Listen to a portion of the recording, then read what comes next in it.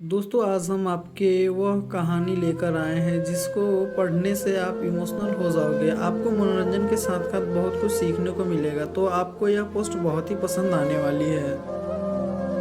दोस्तों यह कहानी है बिहार के एक गांव की, जिसमें विजय नाम का लड़का रहा करता था। बचपन से ही पढ़ाई में होशियार विजय अपने मम्मी पापा की आखिरी उम्मीद था। विजय के दादा ने अपने समय में बहुत कर्ज ले लिया था, जिसको चुकाने में पापा की पूरी जिंदगी मजदूरी में निकल गई। उनके पास थोड़ी सी ज़मीन थी जिससे उनका गुजारा हो रहा था। पापा की तबीयत मजदूरी करने से खराब रहती थी, पर पापा विजय को इस बात का एहसास नहीं होने देते थे। विजय को पढ़ाई में इतना होशियार देखकर उसके मम्मी पापा ने हर वह काम किया जिससे वह विजय को पढ़ा पाएं।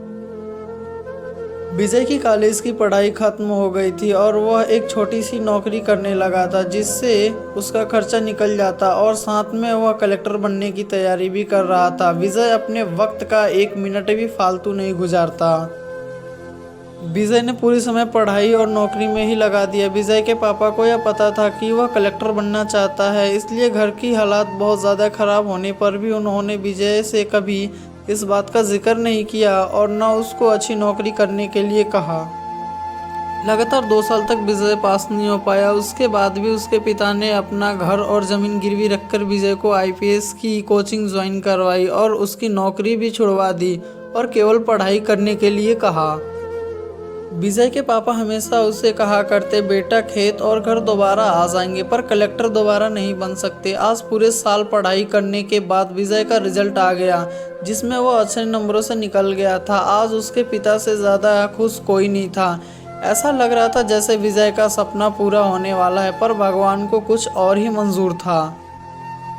विजय का कल इंटरव्यू था और सुबह से उसके पापा की तबीयत खराब थी। विजय के पापा उसकी मां से बार बार कह रहे थे कि विजय को मत बताना, और उस दिन देर रात उनकी मौत हो गई। अब एक मां जिसकी गोद में उसका पति गुजर गया और वह अपने दर्द को भुलाकर अपने बेटे की जिंदगी के बारे में सोच रही थी। मां ने पड़ोसियों तक को भी इस बात का एहसास नहीं होने दिया कि उसका पति अब नहीं रहा।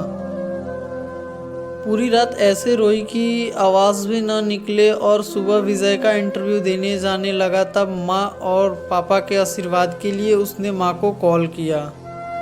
माँ ने पूरी हिम्मत लगा दी अपना सच छुपाने के लिए, विजय को आशीर्वाद दे दिया। और जब विजय ने पापा से बात करने को कहा तो माँ बोली, पापा अब तुमसे बात नहीं करेंगे, वह कलेक्टर से बात करेंगे। इतनी बात करके माँ ने फ़ोन रख दिया। विजय का सब इंटरव्यू हो गया तब उससे बताया गया कि पिता की तबीयत खराब है, उसको तुरंत घर जाना है। विजय को एक पल नहीं लगा अपने पिता की हालात समझने में। घर पहुंचकर पिता के पैरों में गिरकर वह जोर जोर से रोने लगा और कहने लगा, पापा उठो, देखो मैं कलेक्टर बन गया। आज उसके पिता को वह खुशी मिली थी जिसका उनको वर्षों से इंतजार था, पर आज वह इस दुनिया में नहीं थे। भगवान विजय के पिता की जिंदगी में सुख लिखना ही भूल गए थे। पहले वह अपने पिता के कर्ज में जिंदगी भर मजदूरी करते रहे और फिर बेटे के सपनों में फिर घर और जमीन गिरवी रखनी पड़ी।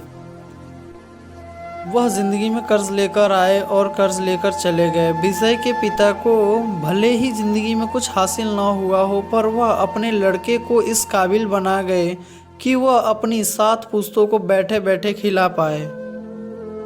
विजय की मां ने जो उस रात किया और जिसको करने का जज्बा बहुत कम लोगों में होता है। जब विजय कलेक्टर बनकर घर आया तब मां ने विजय से कहा, बेटा तुम आज इतने बड़े बन गए हो कि हजारों गरीबों का भला कर सकते हो।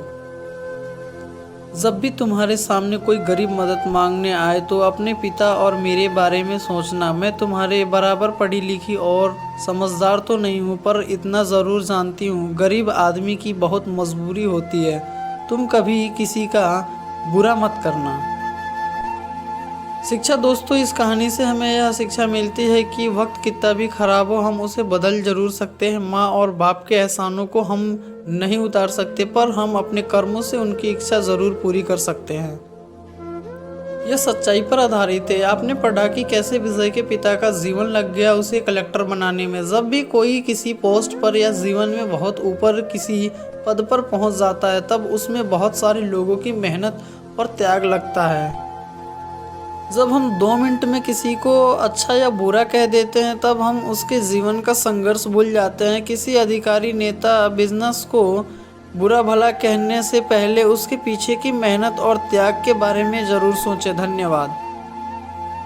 दोस्तों, आपको हमारी यह कहानी कैसे लगी हमें कमेंट करके ज़रूर बताएं। दोस्तों, आपको यह हमारी कहानी कैसे लगी हमें कमेंट करके ज़रूर बताएं। धन्यवाद। सब्सक्राइब एवं लाइक करना ना भूलें।